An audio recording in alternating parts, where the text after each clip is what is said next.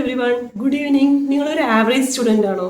അതായത് ഇപ്പോൾ കോളേജിലോ സ്കൂളിൽ കേസ് ഞാൻ പറയുന്നില്ല, കോളേജിലൊക്കെ പഠിക്കുന്ന സമയത്ത് പെട്ടെന്ന് എന്തെങ്കിലും തിരക്ക് കാരണം നിങ്ങൾക്കൊരു എക്സാം എത്തി, അപ്പോൾ അതിന് പ്രിപ്പയർ ചെയ്യാൻ പറ്റുന്നില്ല. അപ്പോൾ പെട്ടെന്ന് പഠിച്ചെടുക്കാൻ പറ്റുന്ന കുറച്ച് ടിപ്സാണ് അപ്പോൾ ഇന്നത്തെ വീഡിയോയിലൂടെ ഷെയർ ചെയ്യാനായിട്ട് പോകുന്നത് കേട്ടോ. അപ്പോൾ ഞാൻ ഇന്ന് സെലക്ട് ചെയ്ത ടോപ്പിക് എന്ന് പറയുന്നത് how to stay focused while studying. അതായത് പഠിക്കുന്ന സമയത്ത് അതിലെങ്ങനെ ഫോക്കസ് ചെയ്യാം, അതായത് കുത്തിയിരുന്ന് പഠിക്കാത്തവർക്ക് വേണ്ടി, അതായത് ആവറേജ് ആയിട്ടുള്ള ആളുകൾക്ക് വേണ്ടിയിട്ടുള്ള വീഡിയോ കേട്ടോ ഇത്. അല്ലാത്തവർ ഇത് സ്കിപ്പ് ചെയ്ത് പൊക്കോളൂ കേട്ടോ.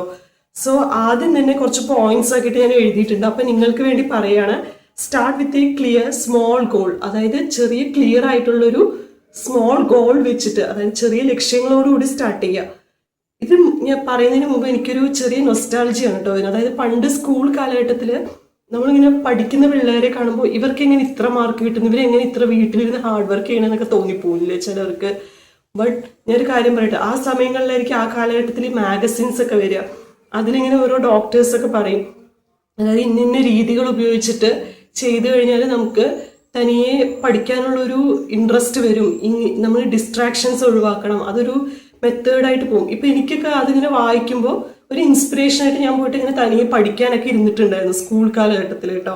അപ്പോൾ നമ്മൾ കോളേജ് എത്തുമ്പോൾ എങ്ങനെ പഠിക്കണം എന്നുള്ളതിൻ്റെ കുറച്ച് ടിപ്സാണ് പറയാൻ പോകുന്നത് കേട്ടോ. ഒന്ന് വന്നിട്ട് start with a clear small goal. അതായത് ക്ലിയർ ആയിട്ടുള്ള ഒരു ചെറിയ ഗോൾ വെച്ച് സ്റ്റാർട്ട് ചെയ്യാനായിട്ട് നോക്കുക കേട്ടോ. അതായത് ഞാൻ 3 അവർ പഠിക്കും. ഇപ്പം ചിലവർക്ക് 3 അവർ പഠിക്കുകയാണെങ്കിൽ ചിലർക്ക് 2 അവർ ആയിരിക്കും, ചിലർക്ക് 5 അവർ ആയിരിക്കും, ചിലർക്ക് അരമണിക്കൂറിൽ എടുക്കുന്നവരുണ്ട്. അങ്ങനെ ഓരോരുത്തർക്കും വ്യത്യസ്തമാണ്. അതായത് നമ്മുടെ ബ്രെയിന് വന്നിട്ട് ഫോക്കസ് ചെയ്യുന്നത് സ്പെസിഫിക് ആൻഡ് അച്ചീവബിൾ ആയിട്ടുള്ള കുറച്ച് കാര്യങ്ങളിലേക്ക് മാത്രമേ പറ്റുള്ളൂ. അതായത് നമ്മുടെ ബ്രെയിൻ മിക്കതും ഇഷ്ടമുള്ളതിനെയായിരിക്കും കൂടുതൽ അട്രാക്ട് ചെയ്യുക. ഒരു 5 സബ്ജക്റ്റ് വെച്ചു, ഈ 5 സബ്ജക്റ്റിൽ ഏതാണ് ഏറ്റവും കൂടുതൽ ഇഷ്ടമുള്ളത്, ആ ഇഷ്ടമുള്ള സബ്ജക്റ്റിനെയായിരിക്കും നിങ്ങൾ കൂടുതലും പ്രിഫർ ചെയ്യുക, അല്ലെ ആദ്യം പഠിക്കാനായിട്ട് നിങ്ങൾ നോക്കുന്നുണ്ടാവുക എന്തായാലും ആ സബ്ജക്റ്റ് ആയിരിക്കും. ഇനി 25 മിനിറ്റ് ഫോക്കസ് മെത്തേഡ് എന്ന് പറഞ്ഞിട്ടൊരു സംഭവമുണ്ട്. അപ്പോൾ 25 മിനിറ്റ് പഠിച്ചിട്ട് 5 മിനിറ്റ് ബ്രേക്ക് എടുക്കുക, 4 സെഷൻ എടുക്കുക, ടേക്ക് എ ലോങ്ങർ ബ്രേക്ക്. ഇത് 25 മിനിറ്റ് ഫോക്കസ് മെത്തേഡ് ഞാനത് കറക്റ്റായിട്ട് പറഞ്ഞുതരാം കേട്ടോ. അതായത് ഒരു ബുക്ക് എടുക്കുക, 25 മിനിറ്റ് ഒരു 5 പാരഗ്രാഫ് കണ്ടിന്യൂസ് ഇങ്ങനെ വായിച്ചുകൊണ്ടേ ഇരിക്കുക. ഇതിപ്പോൾ ഉള്ളിക്ക് എത്തുന്നുണ്ടോ എന്നൊരു പരീക്ഷണം അവിടെ നടത്തണം കേട്ടോ നിങ്ങൾ അതിൻ്റെ കൂടെ തന്നെ.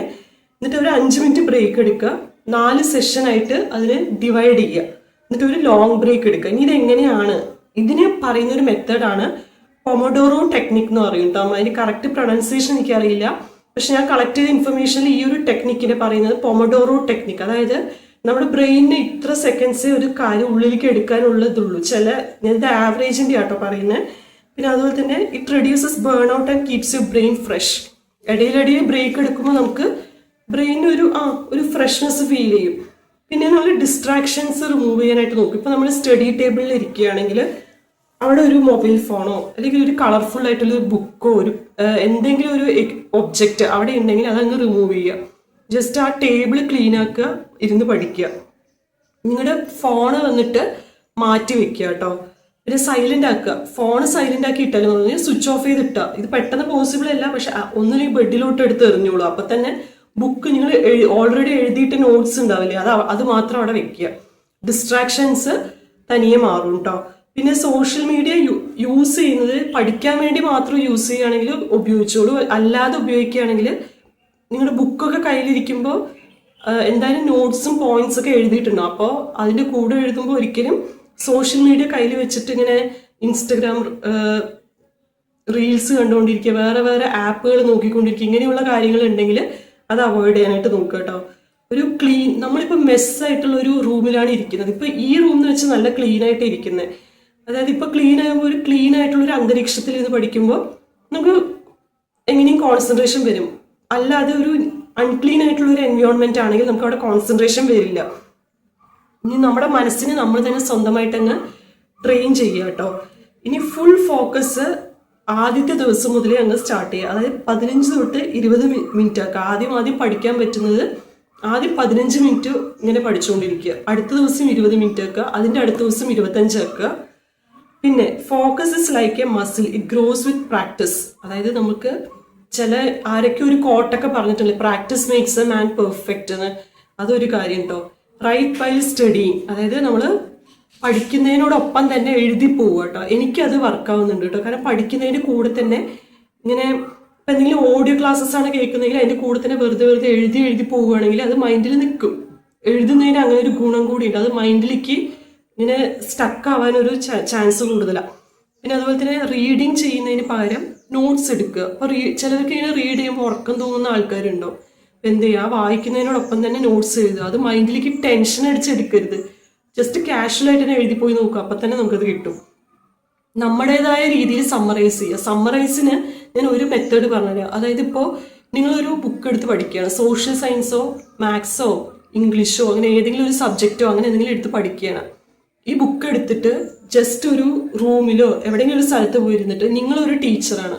ടീച്ചർ അവിടെ ഇരിക്കുന്ന സ്റ്റുഡൻസിനെ പഠിപ്പിക്കും പോലെ ജസ്റ്റ് ഒന്ന് അത് വായിച്ചൊന്ന് എക്സ്പ്ലെയിൻ ചെയ്ത് കൊടുക്കും പോലെ ഒന്ന് ഒരു റോൾ പ്ലേ ചെയ്ത് നോക്കുക. അപ്പം തന്നെ നമുക്ക് ആ ഒരു ടോപ്പിക്ക് നമ്മുടെ ഉള്ളിൽ തന്നെ അത് കിട്ടും. ഞാനിത് എന്തുകൊണ്ടാണ് പറയുന്നത് വെച്ചാൽ നമുക്കത് എക്സ്പീരിയൻസ് ഉണ്ട്. കാരണം നമ്മൾ ടീച്ചേഴ്സായിട്ട് പോകുമ്പോൾ ഈ പറയുന്ന ഇന്റേൺഷിപ്പിന് പോകുമ്പോൾ നമുക്ക് ഈ പറയുന്ന സബ്ജക്റ്റുകളൊന്നും അറിഞ്ഞിട്ടല്ല നമ്മൾ പോകുന്നത്. അവിടെ പോയിട്ടെല്ലാം മുൻകൂട്ടിയെല്ലാം കുത്തിയിരുന്ന് പഠിച്ചിട്ട് പോകണമെന്ന് പറഞ്ഞാൽ അവിടെ പോയി അത് ചെയ്യുമ്പോഴാണ് നമുക്കറിയാം. അപ്പം ഈ ഒരു മെത്തേഡ് നിങ്ങൾ പ്രിഫർ ചെയ്തോളൂ. കാരണം ഡെഫിനറ്റ് ആയിട്ട് അത് വർക്കാവും കേട്ടോ. അത് ഞാൻ എന്തായാലും ഷുവറായിട്ട് പറയാം കേട്ടോ.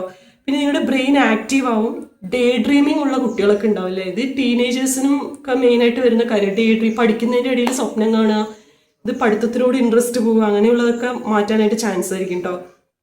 പക്ഷെ ഇതിൻ്റെ ഇടയിൽ ഫുഡ്, വെള്ളം, ഉറക്കം ഇതൊന്നും കളയരുത്. നിങ്ങളുടെ ശരീരം കൂടി നമുക്ക് take care of your self കേട്ടോ. ഇതും കൂടി ആയാൽ ബെറ്റർ ആയിരിക്കും കേട്ടോ. ഈ ടയേർഡ് ബോഡീൻ്റെ ഈക്വലാണ് ഡിസ്ട്രാക്റ്റഡ് മൈൻഡ് എന്ന് പറയുന്നത്. ടയേർഡ് ബോഡി, അതായത് തളർന്നിരിക്കുന്ന ശരീരത്തിന് എപ്പോഴും ഒരു ഡിസ്ട്രാക്റ്റഡ് ആയിട്ടുള്ള മൈൻഡായിരിക്കും ഉണ്ടാവുക. അപ്പോൾ ഫുഡ് എന്ന് പറയുന്നത് കഴിക്കാവുന്നതിലും പരമാവധി കഴിക്കുക. അതുപോലെ ഓവർ ഈറ്റിംഗ് അല്ല ഒരു മനുഷ്യൻ്റെ ശരീരത്തിന് വേണ്ടത്. ഇപ്പം എനിക്ക് വേണ്ട ഫുഡ് ആവശ്യത്തിന് കഴിക്കുന്നുണ്ട്, അതുപോലെ നിങ്ങൾക്ക് വേണ്ടത് അങ്ങനെ കഴിക്കുക. ഇനി പിന്നെ എനിക്കൊരു കാര്യം പറയാനുള്ളത്, സക്സസ് എന്ന് പറയുന്നത് ഇപ്പോൾ എക്സാമിൻ്റെ കേസിലാണെങ്കിൽ ഞാനിപ്പോൾ ഇതിനൊരു നിസ്സാരം ഒരു എക്സാമ്പിൾ പറയാം. അപ്പോൾ നമ്മളിപ്പോൾ ഒരു കുട്ടി അതായത് ഒരു കുട്ടി ക്ലാസ്സിൽ ഒരു 50-ൽ 50 അല്ലെങ്കിൽ 50-ൽ 48 മാർക്കോ മേടിച്ചു.